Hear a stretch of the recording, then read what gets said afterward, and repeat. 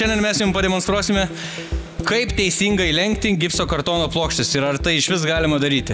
Turime su savimi 6 mm Knauf Form platę, lenkimui skirtą plokštę.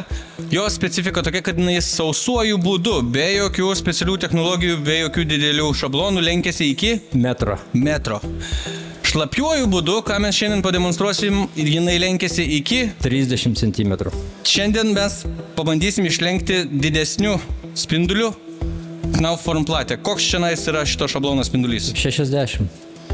Kaip viskas vyksta? Žilvinas iš karto, kad negaišt daug laiko ir nesuteikti visiems per daug malonumo, jis jau šitą pagrindinę plokštę yra susibadęs.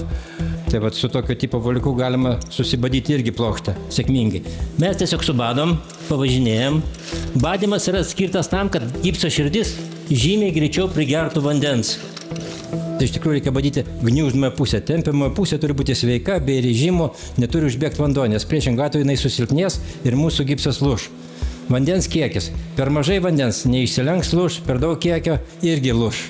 Nu tai taip liaudiškai pusę litro į 1 kvadratą. Čia aš jau turiuoti, kaip sakoma, išsimatavęs vandens kiekį.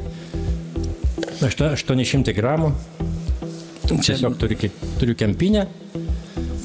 Žilvinas iš anksto yra pasižymėjęs plokštės vidurį. Čia tiesiog dėl patogumo, kad užkelti, kad būtų saugiau, dedant ją ant šablono.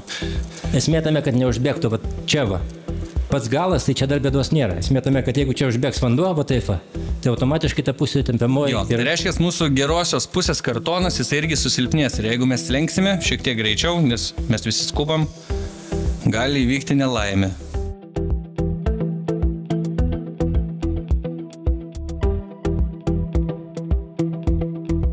Laikau. Dabar geriau rankom taip tiesiog nespaus, nes nėra šansas, kad mūsų gipsas tiesiog nuo to spaudimo gali imti ir pralūžti. Dalinai užfiksuosim.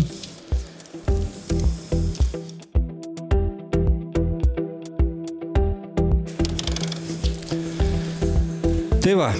Kaip realiam gyvenime? Kur mes dėsim vieną plokštę išlenktą? Mums reikia dažniausiai 3, 4, 5, 6, 8. Tada mes dedame ant to paties šablono. Tiesiog praktiškai nieko nelaukdami, bet išsilenkėm vieną plokštę. Galėčiau dabar sumirkyti kitą plokštę ir vėl čia uždėti. Jinai gultųsi ant šitą jau geriau, nes jau turėtų pagrindą ant ko atsigulti.